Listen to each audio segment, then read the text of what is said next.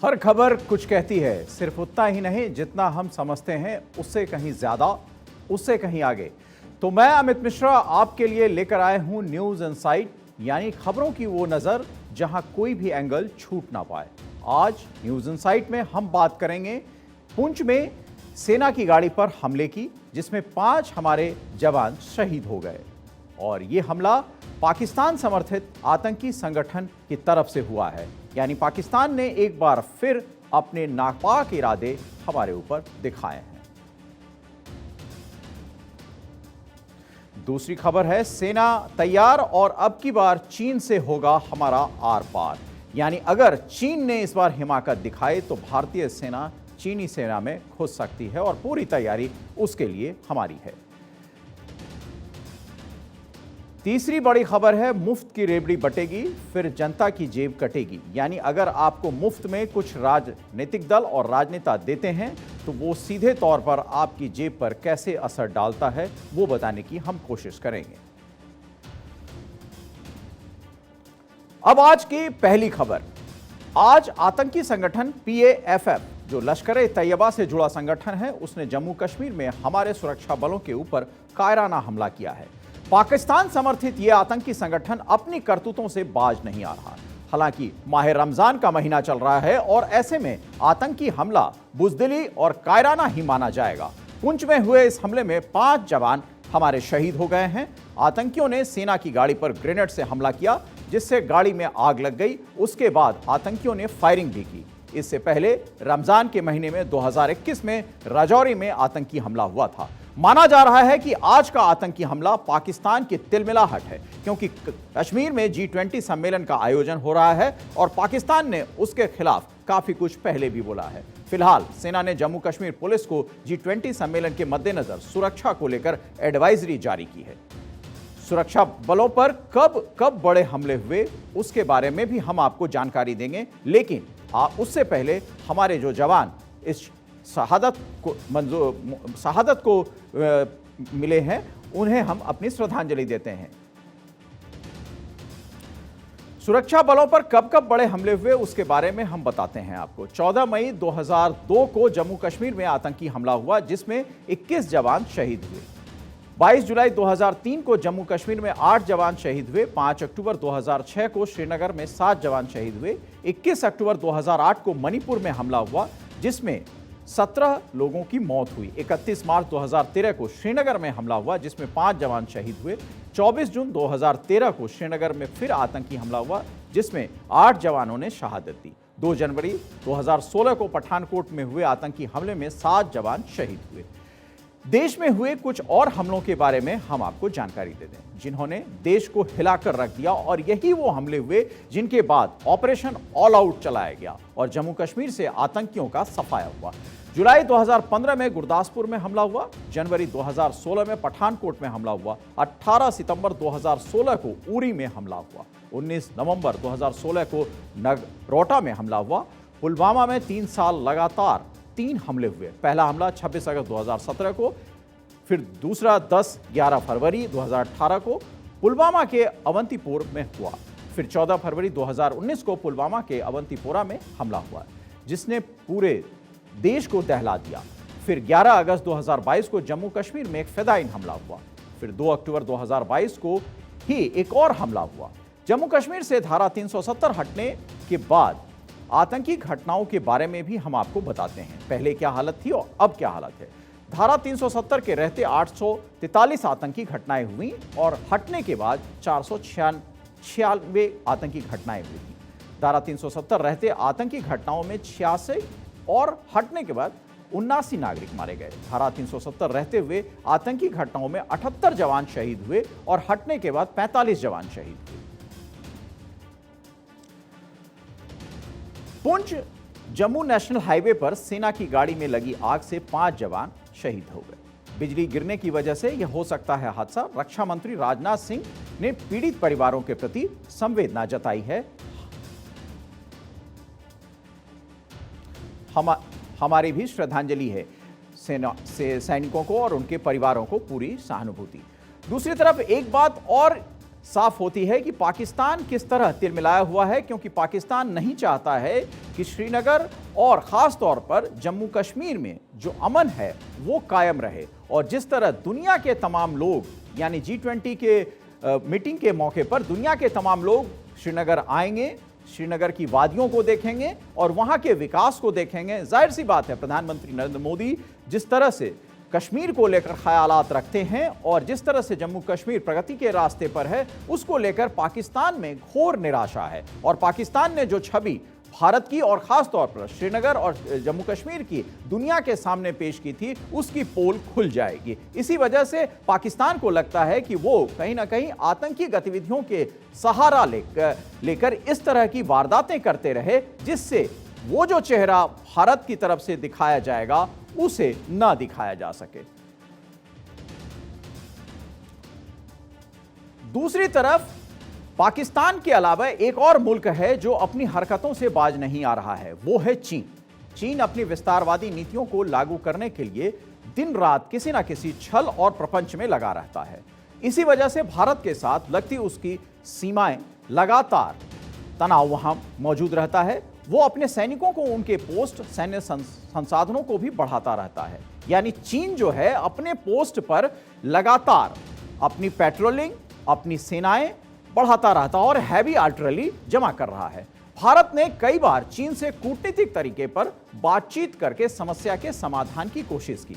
आपको ज्ञात होगा, एस जयशंकर जो विदेश मंत्री हैं, उनकी तरफ से काफी कोशिशें भी की गई हैं इस दिशा में। लेकिन जब यह स्पष्ट हो गया कि चीन छल के जरिए अपने इस नापाक इरादे को अंजाम देना चाहता है, तो भारत ने भी यह ठान लिया कि इस बार आर या पार होगा। यानी भारतीय सेना पूरी तरह मुस्तैद है और हमारी सीमाएं भी हमारे सेनाओं के बूते महफूज है। लेकिन जरूरत है चौकन्ने रहने की, जिसका जिक्र सेना कमांडरों के सम्मेलन में रक्षा मंत्री राजनाथ सिंह ने भी किया है। राजनाथ सिंह ने कहा कि चीन से लगी वास्तविक नियंत्रण रेखा यानी LAC पर तनाव है। साथ ही उन्होंने कहा कि हमारे सशस्त्र बलों, खासकर भारतीय थल सेना को LAC की सुरक्षा के लिए लगातार सतर्कता बरतनी होगी। रक्षा मंत्री ने यह बात इसलिए कही क्योंकि चीनी सैनिकों की तैनाती को देखते हुए उत्तरी क्षेत्र में स्थिति तनावपूर्ण बनी हुई है। रक्षा मंत्री ने कहा कि देश की सुरक्षा सरकार की प्राथमिकता है और मैं, यानी रक्षा मंत्री ने कहा है कि वो विश्वास दिलाते हैं कि सरकार का भरसक प्रयास है कि सीमा पर तैनात हर जवान अत्याधुनिक हथियारों और सुविधाओं से लैस रहे और ये सुविधाएं सरकार मुहैया कराएंगी। उन्होंने सशस्त्र बलों से कहा है कि दुनिया में हो रहे जियोपॉलिटिकल बदलावों पर ध्यान दें और उसके मुताबिक अपनी योजनाओं और रणनीतियों को बनाने की कोशिश करें, यानी जो बदलाव हैं उसको बदस्तूर जारी रखें।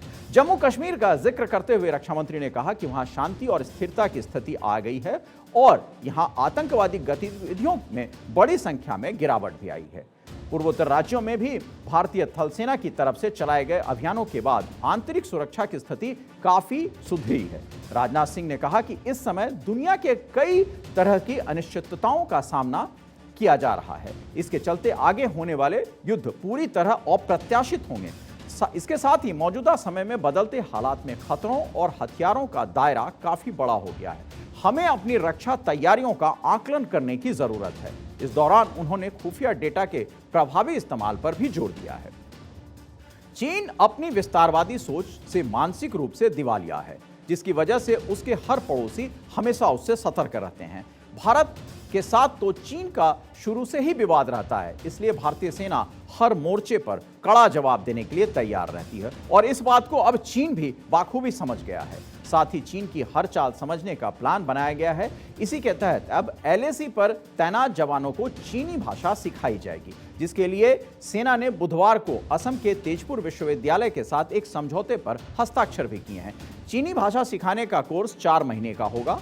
भारत चीन सीमा बहुत लंबी है, इसलिए यहां जो सैनिक रहेंगे उन्हें अमूमन चीनी भाषा आनी चाहिए और इसीलिए यह करार है। और इस लंबे सीमाओं पर कई जगह विवाद भी है। इसे समझने के लिए पहले चीन से लगी भारत की सीमाओं को हम समझते हैं। भारत की 3,488 किलोमीटर लंबी सीमा चीन से लगती है, जिसमें से सिक्किम और अरुणाचल प्रदेश की 1,346 किलोमीटर लंबी सीमा, चीन से लगती है। 545 किलोमीटर हिमाचल और उत्तराखंड की सीमा चीन से लगती है। 1597 किलोमीटर लंबी सीमा चीन की लद्दाख से भी लगती है। भारत और चीन में एक बार फिर तनाव बढ़ गया है। इसका ताजा उदाहरण डोकलाम है और इसी वजह से डोकलाम के पास चीन अपनी नापाक हरकतों को अंजाम देने में जुटा हुआ है। जहां पर चीन अपने सैनिकों की संख्या बढ़ाने में जुटा है, इसको लेकर इंडियन आर्मी ने भी काफी चिंता जाहिर की थी और रक्षा मंत्री ने जो तस्दीक की है वो इसी बात की शंका को लेकर है। कुछ सैटेलाइट तस्वीरों में दिखाया गया था कि भूटान की अमोचू घाटी के पास चीन ने बड़ी संख्या में अपने सैनिकों के लिए बंकर बना लिए हैं। डोकलाम भूटान का हिस्सा है, लेकिन वो भारत के लिहाज से काफी महत्वपूर्ण है क्योंकि नाथुला दर्रे से 15 किलोमीटर की दूरी पर है डोकलाम और भारत और चीन एक दूसरे को वही डोकलाम जो अलग करता है। इसी इलाके का 20 किलोमीटर का हिस्सा नॉर्थ ईस्ट के राज्यों को देश के बाकी हिस्सों से जोड़ता है। डोकलाम भारत के सिक्किम से चीन के लिए एक पास की तरह है जो इन दोनों को जोड़ता भी है। डोकलाम चीन और भूटान के बीच का विवादित क्षेत्र है। डोकलाम पर भारत का सीधे कोई दावा नहीं है। भारत इस विवाद में भूटान का साथ देता रहा है। डोकलाम को लेकर 6 साल पहले भी भारत चीन के बीच महीनों तक तनाव देखने को मिला था। 6 साल पहले भारत भूटान सीमा को लेकर चीन ने दांव खेला था। चीन ने नया नक्शा जारी कर भारत के हिस्सों को अपना बताया था। चीन ने दावा किया था कि भारतीय सेना डोकलाम में उसकी सीमा में तैनात है। नक्शा जारी करने के बाद चीन ने सड़क बनानी शुरू की थी। सड़क निर्माण को लेकर ही भारत चीन के बीच सैन्य गतिरोध हुआ था। चीन के इस चाल के बाद तनाव बढ़ गया था। डोकलाम में भारत चीन के बीच महीनों तक विवाद चला था। डोकलाम में ही चीन, सिक्किम और भूटान के बॉर्डर मिलते हैं। जहां पर तीनों देशों की सीमाएं मिलती हैं उसे ट्राई जंक्शन कहा जाता है। डोकलाम पर भूटान, चीन अपना अपना दावा करते हैं। भूटान कई बार चीन से कंस्ट्रक्शन रोकने की मांग पहले भी कर चुका है। इस विवाद में भारत ने भूटान का साथ दिया है। चीन इसे ब्रिटिश दौर में हुई ट्रीटी का हवाला देकर अपना बताता है। 9 दिसंबर 2022 को आखिरी बार भारत और चीनी सैनिकों में तवांग सेक्टर में झड़प हुई थी, जिसमें हमारे शूरवीरों ने चीन के लाल सैनिकों को खदेड़ दिया था। तवांग से करीब 30 महीने पहले गलवान घाटी में दोनों देशों के सैनिकों में हिंसक झड़प हुई थी, जिसमें भारत के 20 जवान शहीद हुए थे, जबकि चीन के 38 से ज्यादा सैनिक मारे गए थे। एलएसी पर शांति बनाए रखने के लिए 3 दशक में भारत और चीन के बीच 5 अहम समझौते हुए। पहला समझौता 1993 में हुआ था, उसके बाद 1996 में दूसरा समझौता हुआ, फिर 2005, 2012 और 2013 में समझौते हुए। वैसे तो इन समझौतों में लिखी एक बात को मानने के लिए दोनों देश बाध्य हैं, क्योंकि यह समझौता है दोनों देशों के बीच। लेकिन चीन इन समझौतों का उल्लंघन हमेशा करता रहता है। चीन समझौतों की शर्तों को तोड़कर एलएसी के पास इंफ्रास्ट्रक्चर बना रहा है, अपनी सेना तैनात कर रहा है। जून 2020 में गलवान घाटी में जब झड़प हुई थी, तब गोली चलने की बात भी सामने आई थी। ये 45 साल में ऐसा पहला मौका था जब एलएसी पर गोली चली थी। हालांकि भारत हमेशा इन समझौतों का पालन करता है। गलवान घाटी में हिंसक झड़प के बाद जब सवाल उठे थे कि जवानों को बिना हथियारों के क्यों भेज दिया गया, तब विदेश मंत्री एस जयशंकर ने कहा था कि सीमा पर तैनात सभी जवान हथियार लेकर चलते हैं। गलवान में तैनात जवानों के पास भी हथियार थे, लेकिन समझौते के कारण फेस ऑफ के दौरान जवान बंदूक का इस्तेमाल नहीं करते। ये हमारे यानी भारत और चीन के बीच ये सैन्य समझौता है, जिसके कारण वहां पर हम हैवी आर्टिलरी या बंदूक का इस्तेमाल नहीं करते हैं। कुछ समय पहले गृह मंत्रालय और रक्षा मंत्रालय के सूत्रों से जानकारी सामने आई थी कि एलएसी के पास चीन के लगभग 2 लाख सैनिक मौजूद हैं। भारतीय सेना और आईटीबीपी के भी लगभग इतने ही जवान यहां तैनात रहते हैं। पहली बार यह सामने आया था कि चीन ने भारी मात्रा में हथियार जमा किए, जिसमें भारत भी पीछे नहीं है, क्योंकि भारतीय सेना को हमें अत्याधुनिक सपोर्ट भी देनी है और रक्षा मंत्री इस बात का जिक्र भी कर चुके हैं।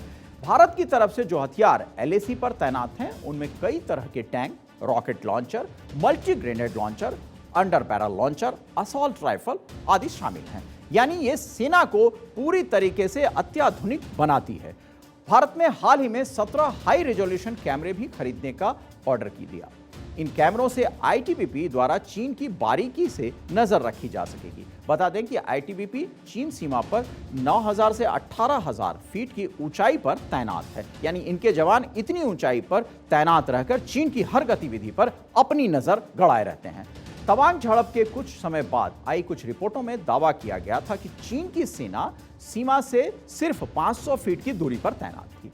फिलहाल भारत चीन के बीच कोई बड़ा विवाद नहीं दिख रहा है, लेकिन इस तरह सैनिकों की मौजूदगी रखकर चीन हमारे ऊपर एक दबाव बनाता है कि हम भी सीमाओं पर इतने ही सैनिक मुस्तैद रखें। लिहाजा ये तनाव का एक कारण बनेगा और जिसका जिक्र रक्षा मंत्री ने किया है। लेकिन हम अपनी तैयारी से पीछे नहीं हट सकते। चीन की मंशा सिर्फ क्षेत्र में अपना प्रभुत्व दिखाने की है। एलएसी के पास पक्के इंफ्रास्ट्रक्चर चीन बना रहा है, तो भारत ने भी तवांग सेक्टर में झड़प के बाद अरुणाचल प्रदेश में अतिरिक्त चौकियां बनाने का फैसला लिया। यांगत्से के 17,000 फीट ऊंची चोटी पर अतिरिक्त जवान तैनात करने का फैसला लिया गया। यहीं से चीनी सैनिकों ने घुसपैठ करने की कोशिश पहले की थी। चीन की चालबाजियों को देखते हुए आईटीबीपी के 90,000 से ज्यादा जवान पहले से ही विभिन्न सेक्टरों में तैनात हैं। यानी चीन के हर नापाक मंसूबे को कुचलने के लिए सेना तैनात है और प्रधानमंत्री मोदी और उनकी सरकार ने भी सेना को हर वो हथियार मुहैया कराया है और कराने में जुटी है जिससे चीन को उसकी औकात दिखाई जा सके। क्योंकि भारत ये तब का भारत नहीं है, अब भारत न सिर्फ आत्मनिर्भर है बल्कि विश्वगुरु की तरह भी उसे दुनिया देख रही है। चीन जिन देशों से चिढ़ता है, आज प्रधानमंत्री मोदी ने उन्हीं के साथ बैठकर ड्रैगन को नसीहत दे दी है। प्रधानमंत्री मोदी ने कहा है कि भारत ने दुनिया को युद्ध नहीं बुद्ध दिया।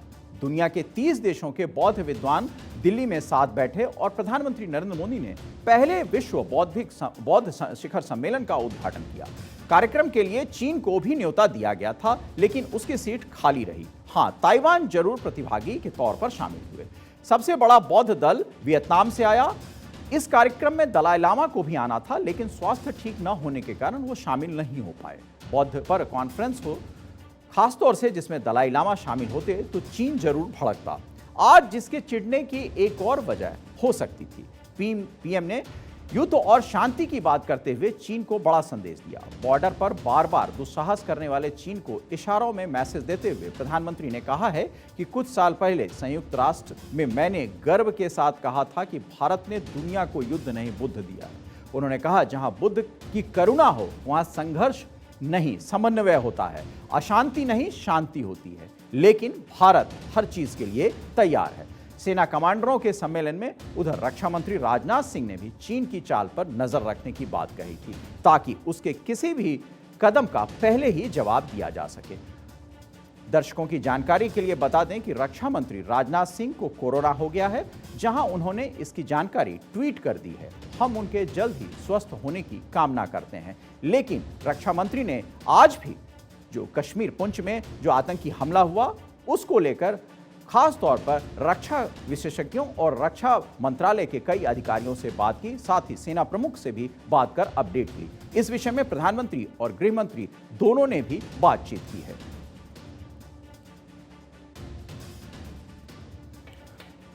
ये थी चीन और पाकिस्तान के नापाक इरादे की, जिस पर भारतीय सेना मुस्तैद है, भारतीय सरकार मुस्तैद है और हर बार की तरह चीन और पाकिस्तान को मुंह की खानी पड़ेगी।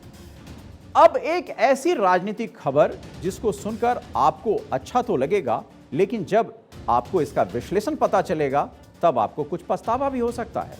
तो इसका विश्लेषण सुने। रेवड़ियां खाने में बहुत अच्छी लगती है और स्वादिष्ट भी लगती है, लेकिन ज्यादा खाओ तो स्वास्थ्य पर भी असर पड़ता है। डायबिटीज की समस्या भी हो सकती है और डॉक्टर इसे परहेज की बात भी कहते हैं। पर यह राजनीतिक रेवड़ियों की खबर है और उसका विश्लेषण है, लेकिन इसके कई सारे साइड इफेक्ट हैं। आज हम इसी का विश्लेषण करेंगे। चुनाव से पहले राजनीतिक दलों का लोक लुभावन घोषणाएं करना आम बात है, लेकिन कर्नाटक में विधानसभा चुनाव के लिए राजनीतिक दलों की ओर से की गई लोक लुभावन घोषणाएं प्रदेश की अर्थव्यवस्था पर भारी पड़ सकती है। और ऐसी घोषणाएं अमूमन हर उस प्रदेश पर भारी पड़ती है जो राजनीतिक तौर पर राजनीतिक दल और उसके नेता करते हैं, सत्ता में आने के बाद उसे पूरा करने की कोशिश करते हैं, लेकिन जेब जनता का कटता है। तो खैर, कर्नाटक पर चलें। कर्नाटक एक अमीर राज्य है, फिर भी उसकी देनदारियां इतनी हैं कि चुनावी वादों के नाम पर खैरात बांटने की गुंजाइश ही नहीं है। बावजूद इसके मुख्य विपक्षी दल कांग्रेस ने गारंटी कार्यक्रमों की घोषणा की है। जेडीएस और आम आदमी पार्टी ने कई रियायतें देने की बात कही है, लेकिन अभी तक सत्ताधारी बीजेपी ने घोषणा पत्र जारी नहीं किया है और न ही कोई चुनावी वादा किया है। इस बीच वित्त मंत्री निर्मला सीतारमण ने दावा किया कि अगर कांग्रेस अपनी सभी घोषणाएं पूरी करे, जो घोषणाएं उन्होंने कर्नाटक की जनता से की है, तो ये कर्नाटक के कुल बजट का लगभग 1/3 है और ये 1/3 भाग उस पर खर्च हो जाएगा। वहीं कांग्रेस का कहना है कि सभी गारंटी कार्यक्रमों को लागू करने पर अधिकतम 50,000 करोड़ रुपए ही खर्च होंगे और कर्नाटक का बजट 3 लाख करोड़ का है, यानी इस पर अब सियासत भी शुरू हो गई है। तो राजनीति है तो इस तरह के बयान तो आएंगे ही। तो सबसे पहले आपको उन वादों के बारे में बताते हैं जो क्या किए गए हैं राजनीतिक दलों के द्वारा और क्यों क्या किए गए हैं। कांग्रेस ने हर महीने 200 यूनिट तक मुफ्त बिजली देने की बात कही है। घरेलू महिलाओं को 2,000 रुपए महीना, युवा ग्रेजुएट बेरोजगारों को 3,000 रुपए मासिक भत्ता, डिप्लोमाधारी बेरोजगारों को 1,500 रुपए भत्ता, निम्न वर्ग के लोगों को 10 किलो चावल की बात कही है। उधर आम आदमी पार्टी ने भी ऐसी घोषणाओं की झड़ी लगा दी। 300 यूनिट तक मुफ्त बिजली, 3,000 रुपए बेरोजगारी भत्ता, शहर की बसों में छात्रों को मुफ्त सफर। तो जेडीएस भी कैसे पीछे रहती। जेडीएस ने किसानों को 10,000 रुपए प्रति एकड़ की दर से 10 एकड़ तक सहायता राशि देने की घोषणा कर दी। 2 लाख रुपए तक किसानों के बेटे की शादी पर और साल में 5 गैस सिलेंडर मुफ्त देने की बात कही। वहीं वृद्धा पेंशन 1,200 से बढ़ाकर 5,000 रुपए देने की बात कह दी है। यानी ये घोषणाएं हैं, लोक लुभावन घोषणाएं जैसे होती हैं अमूमन राज्यों में और चुनाव के पहले होती हैं, वो सारी घोषणाएं इन तीनों दलों की तरफ से हो गई हैं। कर्नाटक की आर्थिक हालात मजबूत हैं। राज्य का कर राजस्व उसकी कुल राजस्व प्राप्तियों का करीब 70% से अधिक रहा है। अगर चालू वित्त वर्ष की बात करें तो इसमें 73% तक पहुंचने का अनुमान है। कर्नाटक का राजस्व घाटा भी नियंत्रित है। चालू वित्त वर्ष में प्रतिबद्ध देनदारियां जैसे वेतन, पेंशन, ब्याज भुगतान और प्रशासनिक खर्चे 60% तक पहुंचने का अनुमान है, जो पिछले वित्त वर्ष में करीब 55% था, जो 2021-22 में 45% था, यानी बढ़ गया। कर्नाटक सरकार अगले वित्तीय वर्ष में 7वां वेतनमान लागू करने की तैयारी में है। फिटमेंट फैक्टर को ध्यान में रखते हुए इसमें 12 से 18,000 करोड़ रुपए का अतिरिक्त भार खजाने पर पड़ेगा। इसमें सब्सिडी और स्थानीय निकायों को वित्तीय सहायता जैसे खर्च भी जुटेंगे। बजट के अनुसार चालू वित्त वर्ष में इस मद में कुल राजस्व प्राप्तियों का करीब 92% खर्च होने का अनुमान है। आर्थिक विश्लेषकों के मुताबिक राजनीतिक दलों के घोषित मुफ्त रेवड़ियों का भार राजस्व प्राप्तियां वहन नहीं कर पाएंगी और अगर ऐसा किया जाएगा तो यह बिना राजस्व घाटा बढ़ाए बिना संभव हो ही नहीं सकता। फिलहाल राजकोषीय घाटा जीएसडीपी 3% से कम है। पुरानी पेंशन योजना यानी ओपीएस के लिए राजस्थान के तौर तरीकों का अध्ययन यहां भी हो रहा है। ओपीएस लागू होने पर मुफ्त रेवड़ियों की गुंजाइश और कम हो जाएगी। पार्टियां चुनाव जीतने के लिए जैसे तैसे लोक लुभावन वादे करती हैं, जिस पर आर्थिक जगत के जानकार कई बार सवाल भी उठा देते हैं, क्योंकि उनका मानना है कि इन वादों को पूरा करने के क्रम में राज्यों की अर्थव्यवस्था पटरी से उतर जाती है। जितना विकास प्रदेश या देश का हो सकता है उतना नहीं हो पाता। आर्थिक जानकार ये भी कहते हैं कि इस मुफ्तखोरी की आदत से देश की अर्थव्यवस्था पर बड़ा बोझ पड़ता है। देश की विकास की रफ्तार धीमी पड़ जाती है। शायद मुफ्त बांटने की रेवड़ियां जो बांटी जाती है उसका ये पैसा खर्च ना हो तो धीरे धीरे सही दिशा में देश की रफ्तार और विकास की तरफ आगे जाएगी। और शायद एक ऐसा दिन आए जब आप किसी को भी इन मुफ्त रेवड़ियों की जरूरत ही ना हो और न आप वो घोषणा करें। एक नजर डालते हैं रेवड़ियों के इस आदत पर देश पर क्या प्रभाव पड़ रहा है। प्रदेशों पर 70 लाख करोड़ का कर्ज है। राज्यों का राजकोषीय घाटा 8.19 लाख करोड़ है, जो जीडीपी के 31% के बराबर है। 27 राज्यों में सब्सिडी 0.5% से बढ़कर 7.2 हुआ। अब एक नजर डालते हैं उन राज्यों पर जिस पर ज्यादा से ज्यादा कर्ज है। इसमें वो राज्य भी शामिल हैं जहां हुए विधानसभा चुनाव में पार्टियों ने मुफ्त चीजें देने की घोषणा की बारिश कर दी और सत्ता में आने पर मुफ्त चीजें मुहैया भी कराई। यूपी पर 6.53 लाख करोड़ का कर्ज है, तमिलनाडु पर 6.59 लाख करोड़ का कर्ज है, महाराष्ट्र पर 6.08 लाख करोड़ का कर्ज है, पश्चिम बंगाल पर 5.62 लाख करोड़ का कर्ज है, राजस्थान पर 4.77 लाख करोड़ का कर्ज है, गुजरात पर 4.02 लाख करोड़ का कर्ज है, आंध्र प्रदेश पर 3.98 लाख करोड़ का कर्ज है। पंजाब पर वित्तीय वर्ष 2022-23 में 3,12,798 करोड़ का कर्ज था, जो इस वित्तीय वर्ष में 3,27,000 करोड़ के पार पहुंचने की आशंका है। रेवड़ी कल्चर से पंजाब की हालत सबसे ज्यादा खराब हुई और रेवड़ी कल्चर की वजह से ही शायद वहां सरकार भी आम आदमी पार्टी की बनी, क्योंकि उन्होंने इतनी घोषणाएं कर दी कि जनता को लगा कि सबसे ज्यादा मुफीद सरकार यही है। वित्त वर्ष 2021-22 में पंजाब पर उसकी जीडीपी के 53% हिस्से के बराबर का कर्ज था और यह पूरे देश में सबसे ज्यादा था। इसे ऐसे समझिए कि अगर पंजाब की जीडीपी 100 रुपए है तो 53 रुपए उस पर कर्ज है। सोचिए, जिस राज्य पर उसकी जीडीपी के 53% हिस्से के बराबर का कर्ज हो, उस राज्य की सरकार लोगों को बसों में मुफ्त यात्रा, मुफ्त बिजली देकर अपने कर्ज को और बढ़ा नहीं रही है तो क्या कर रही है? यानी हालात और खराब होने वाले हैं। कर्नाटक में मुफ्त बिजली देने की भी बात कही जा रही है। ऐसे में यह जानना जरूरी है कि मुफ्त बिजली राज्यों पर कितनी भारी पड़ रही है। देश भर में 27 राज्य बिजली पर सब्सिडी देते हैं। 2020-21 में 1 लाख करोड़ से ज्यादा की सब्सिडी 48,248 करोड़ की सब्सिडी एमपी, राजस्थान, कर्नाटक ने दी। दिल्ली का सब्सिडी एक्सपेंडिचर में 85% बढ़ा। मणिपुर के सब्सिडी एक्सपेंडिचर में 124% का उछाल। अब एक नजर उन देशों पर भी डाल लेते हैं जो मुफ्त की रेवड़ी बांटकर बर्बाद हो गए। यानी हमारे लिए ये एक उदाहरण है। वेनेजुएला की अर्थव्यवस्था 2021 में बर्बाद हो गई। मजबूरन वेनेजुएला को अपनी करेंसी ही बदलनी पड़ गई। इटली की इकॉनमी भी बर्बाद हो चुकी है। कर्ज की किस्त चुकाने के लिए उसको कर्ज और चाहिए।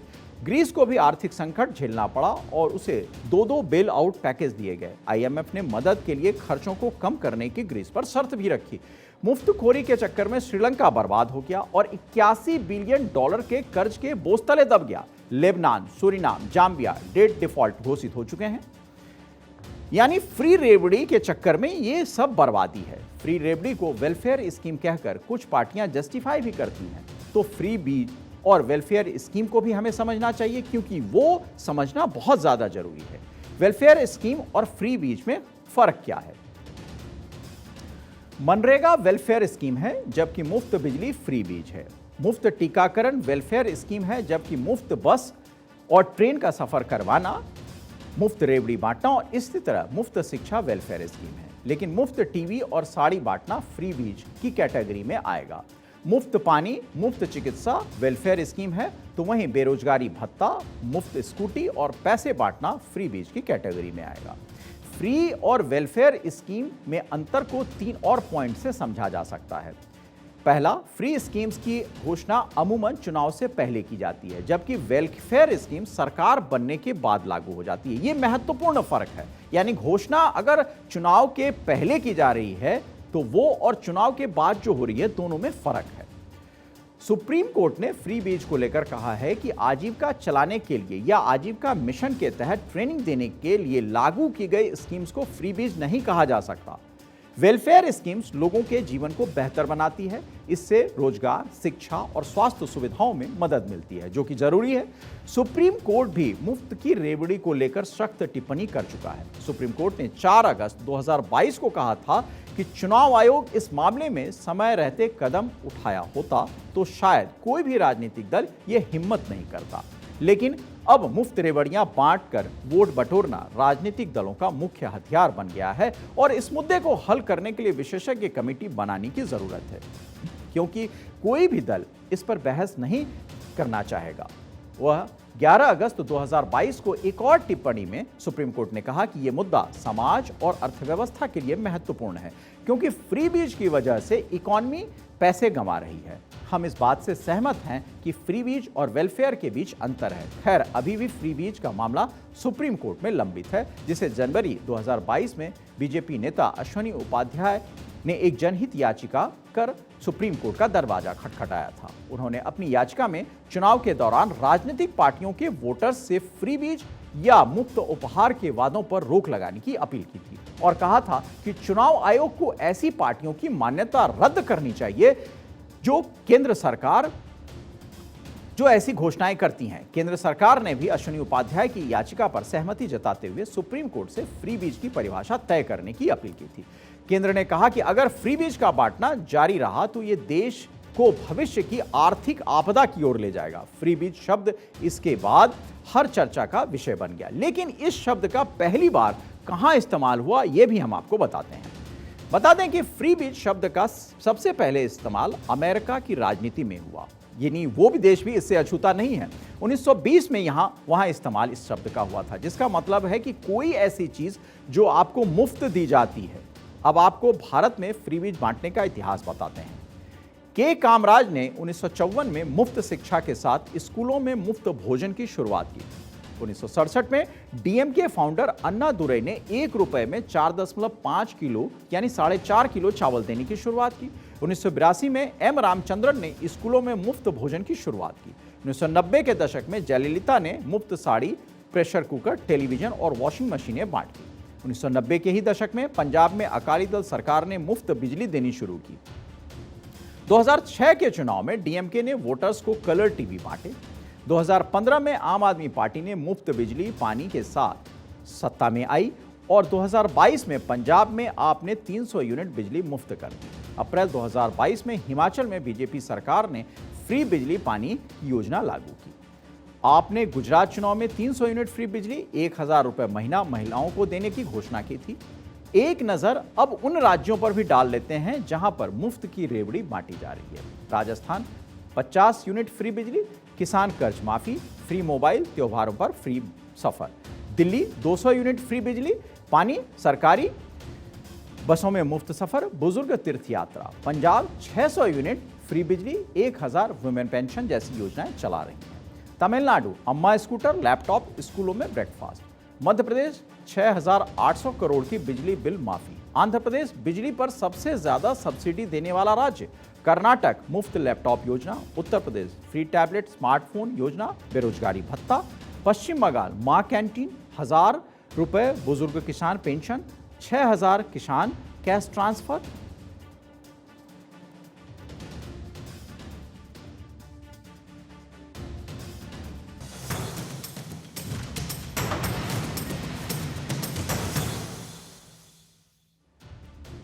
न्यूज इनसाइट में एक बार फिर आपका स्वागत है। अब आपको एक ऐसी खबर बताएंगे जिससे आपकी जिंदगी कई बार रूबरू होती होगी। यानी आप जब अपनी जिंदगी की कहानी किसी से सुनते होंगे या किसी दूसरे की जिंदगी कहानी आप खुद सुनते होंगे तो आपको लगता होगा कि समाज में एक ऐसा भी तबका है जो अपने साथ साथ अपनी औलादों को भी कैसे खराब करता है। यानी गुनाह के लिए कोई पैदा नहीं होता, समय, परिवेश और आदतें उसे इस दिशा में ले जाती हैं और खास तौर पर घर का माहौल भी मायने रखता है।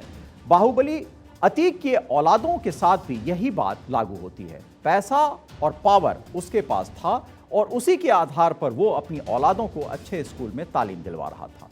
लेकिन जब मानसिकता ही खराब हो तो अच्छे स्कूल क्या कर सकते हैं। आज हम आपको बताते हैं कि अतीक के बच्चे जहां पढ़ते थे वहां कैसे कैसे गुल खिलाते थे और आखिरकार वो गुल उनकी आदतों में कैसे शुमार हो गया जो उसे जुर्म की दुनिया में लेकर गया। प्रयागराज के सेंट जोसेफ स्कूल जहां से अतीक के 5 बेटे पढ़े, वहीं से पास आउट हुए 4 स्टूडेंट सुप्रीम कोर्ट के जज बने और 16 हाई कोर्ट के जज रह चुके हैं। देश के पूर्व air chief marshal Anil Kumar brown और देश के जाने माने वकील प्रशांत भूषण ने भी वहां से पढ़ाई की है। यानी स्कूल मायने नहीं रखता, आपकी आदतें मायने रखती हैं। प्रयागराज के सेंट जोसेफ स्कूल में माफिया अतीक के सभी बेटों ने पढ़ाई की। स्कूल की कैंटीन से लेकर प्ले ग्राउंड तक उसके रौब के कई किस्से फैले हुए हैं जो मीडिया में चर्चा का विषय भी बने हुए हैं। खुद अतीक 20 साल पहले यहां बिना बुलाए चीफ गेस्ट बनकर आ पहुंचा था। बच्चों को अतीक ने इनाम भी दिए और जब स्कूल प्रशासन को इसकी खबर दूसरे दिन लगी तो वो हैरत में रह गए। असद के बारे में, जो अतीक का बेटा था, वो कहा जाता है कि अतीक के बाकी बेटों की तुलना में वो पढ़ाई में कमजोर था और यही वजह थी कि वो किसी तरह 10वीं की परीक्षा पास करने के बाद उसके घर वालों ने टीसी लेकर उसे स्कूल से बाहर निकलवा लिया, क्योंकि वो पढ़ता ही नहीं था। फिर उसे लखनऊ भेज दिया गया। अतीक के 5 बेटों में उमर पढ़ाई में सबसे अच्छा था, वो सिविल सर्विसेज में जाना चाहता था। अली और चौथे नंबर का बेटा पढ़ाई में एवरेज था, लेकिन दोनों स्पोर्ट्स में अच्छे थे। सबसे छोटा बेटा क्रिकेट में अच्छा खिलाड़ी रहा, खेलकूद और पढ़ाई दोनों में तेज था। कुछ लोकल सोर्सेज से असद के साथ पढ़ने वाले छात्रों का पता चला तो असद और उसके 7 दोस्तों का ग्रुप पूरे स्कूल में मशहूर था। ये ग्रुप ज्यादातर कैंटीन में बैठता था, वहां रोज पार्टी होती थी। सुबह असेंबली का टाइम हो या फिर लंच का वक्त, असद का ग्रुप एक ही साथ रहता था। वह छोटी क्लास में जरूर था, लेकिन 12वीं के बच्चे भी उसके और उसके दोस्तों से बात करने से बचते थे। असद और उसके ग्रुप की महंगी पार्टियां कॉलेज और स्कूल में चर्चा का विषय होती थी। पैसे की कोई कमी नहीं थी, इसलिए कैंटीन में असद अपने दोस्तों के साथ अक्सर पार्टी करता था। हार जीत की शर्तें लगती थी और कोई भी जीतता पैसा असद ही खर्च करता था, क्योंकि मुफ्त के पैसे थे। वह महंगी गाड़ियों से स्कूल आता था। स्कूल में असद के साथ ही उसे छोटे सांसद कहकर बुलाते थे और यहीं से जो रुतबा होता है आपके बचपन का, वो खराब होता है। आप जुर्म की दुनिया में कैसे पहुंचते हैं उसकी एक मिसाल है। यहां तक कि अतीक के गैंग के लोग भी उसे यही कहते थे। असद के भाई अली का नेचर थोड़ा अलग था। एक बार स्कूल में स्पोर्ट्स कंपटीशन के दौरान अली अपने क्लास को रिप्रेजेंट कर रहा था। उस मैच में उसकी टीम हार गई तो उसे इतना गुस्सा आया कि उसने रेफरी से बहस करनी शुरू कर दी। मैच जीतने वाली दूसरी टीम के प्लेयर्स के साथ मारपीट करने वालों में अली का नाम आया था। जिस दिन लड़ाई हुई उस वक्त प्लेग्राउंड में अली का भाई उमर भी मौजूद था, इसलिए उसका नाम भी इसमें घसीटा गया। 5 बच्चे मां साइस्ता से बहुत डरते थे। एक बार जब उन्होंने चौथे बेटे के नंबर को लेकर नाबालिग बेटे से उसकी शिकायत की, यानी नंबर कम आए, तो उसकी मां आई 15 मिनट के अंदर और उसने बहुत डांटा। इसका असर बच्चों पर देखा भी गया। प्रयागराज के सेंट जोसेफ स्कूल से 10वीं के बाद असद ने लखनऊ के एक नामी कॉलेज से 12वीं की परीक्षा पास की। स्कूल से निकलकर उसने कानून की पढ़ाई करने का मन बनाया। इसके लिए वह विदेश जाना चाहता था, लेकिन अतीक, अशरफ और उसके दोनों बड़े भाइयों के आपराधिक रिकॉर्ड के चलते उसका पासपोर्ट क्लियर नहीं हो पाया। उधर अतीक अशरफ के जेल जाने के बाद उसके बेटे अली और उमर परिवार का बिजनेस संभालने लगे थे, लेकिन पिछले साल दोनों को गिरफ्तार कर लिया गया और इसके बाद असद ही अतीक के कारोबार को देखता था। हालांकि अगर कोई बड़ा फैसला होता था तो अतीक की पत्नी शाइस्ता परवीन ही लेती थी। असद के छोटे भाई 9वीं क्लास और चौथे नंबर का नाबालिग बेटा 12वीं में पढ़ता था, लेकिन जैसे ही उमेश पाल हत्याकांड के बाद परिवार पर शिकंजा कसना शुरू हुआ, दोनों को स्कूल से बाल सुधार गृह में डाल दिया गया। 9वीं और 12वीं में पढ़ने वाले नाबालिग बेटे परीक्षा भी नहीं दे पाए हैं। असद का 10 दिन पहले का एक वीडियो सोशल मीडिया पर वायरल हुआ। वह वीडियो 2017 का था। उस वक्त उसकी उम्र करीब 12 साल की थी। वह एक शादी समारोह में हवाई फायर कर रहा था। साथ ही बैठे परिवार के लोग तारीफ कर रहे थे, चलाओ और चलाओ। यह हर्ष फायरिंग चकिया में एक शादी समारोह की थी। लोग बताते हैं कि अतीक अहमद अपने बच्चों को बचपन से ही फायरिंग की ट्रेनिंग देता था और शायद अंजाम उसका यही हुआ। अगर कलम पकड़ाया होता तो कुछ और अंजाम होता। फादर थॉमस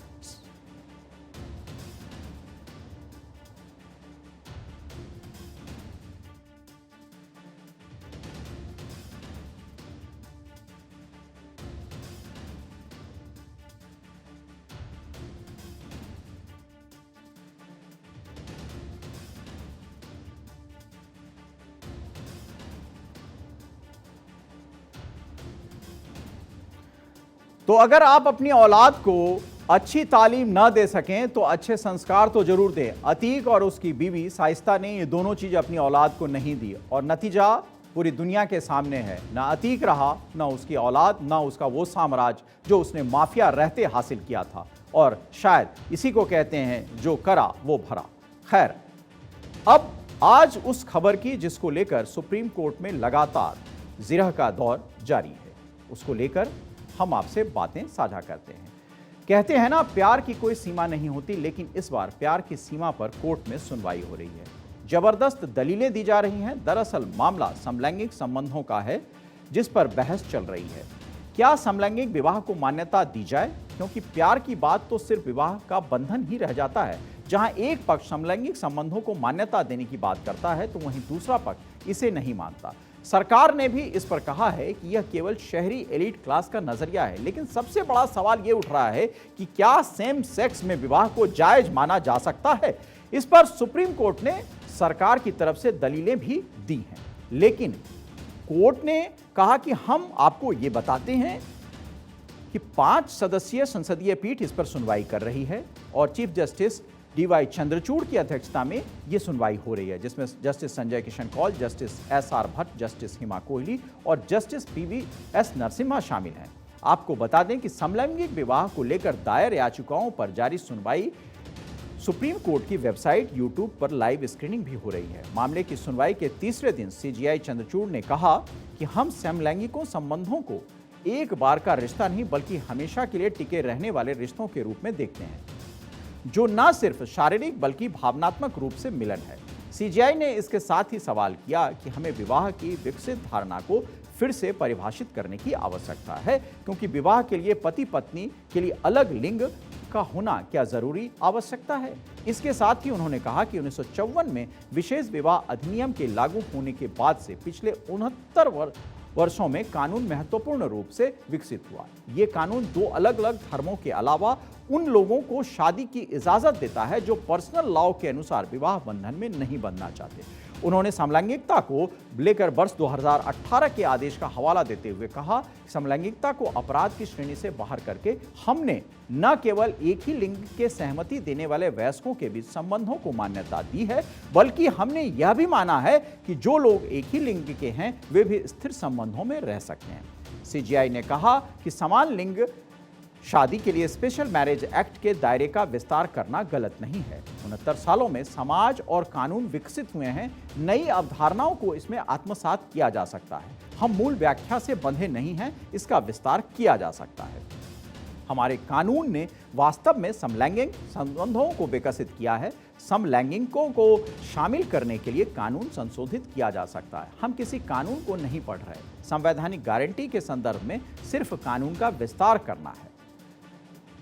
सेम सेक्स विवाह के मामले में सुनवाई के दौरान CJI ने जिक्र किया कि उन्हें कैसे सोशल मीडिया पर ट्रोल किया जा रहा है। CJI ने कहा कि हेटेरोसेक्सुअल कपल में भी घरेलू हिंसा होती है। पति नशे में धुत होकर जब पत्नी को पीटता है, पैसे मांगता है, तब उनके बच्चे पर क्या असर होता होगा ये सोचिए। लेकिन ये कहने पर मैं ट्रोल हो सकता हूँ। आगे CJI ने कहा कि मुझे पता है कि इस बात को कहने पर मैं ट्रोल किया जा सकता हूँ। ट्रोल होने के रिस्क पर मैं ये सब कह रहा हूँ, क्योंकि आजकल हम कोर्ट में जो कहते हैं उसकी चर्चा कोर्ट में कम, ट्रोल्स में ज्यादा होती है। CJI की चिंता ये बहुत महत्वपूर्ण है, क्योंकि अगर न्याय और न्यायपालिका का आप सम्मान नहीं करते हैं तो फिर ये बेबसी, ये लाचारी दिखेगी और ये चिंता देश की चिंता होनी चाहिए। आपको बता दें कि दरअसल परसों इस मामले की सुनवाई के दौरान CJI ने कहा था कि पुरुष और महिला की परिभाषा सिर्फ शारीरिक बनावट, जैविक रूप से मिले शरीर से तय नहीं होती, उनकी मनोस्थिति भी अहमियत रखती है। इसके बाद सोशल मीडिया पर उन्हें इस टिप्पणी के लिए ट्रोल किया गया था। तो आज हमने आपको यह बताने की कोशिश की कि कैसे कोर्ट रूम लाइव का जो प्रकरण था वो सेम सेक्स मैरिज पर, वो आपके साथ जाहिर किया, क्योंकि इस विषय पर सबसे पहले हमने आपके साथ खबर साझा की थी। तो जाहिर सी बात है, हर रोज का जो कोर्ट रूम लाइव होता है उसे हम आप तक पहुंचाने की कोशिश करते हैं।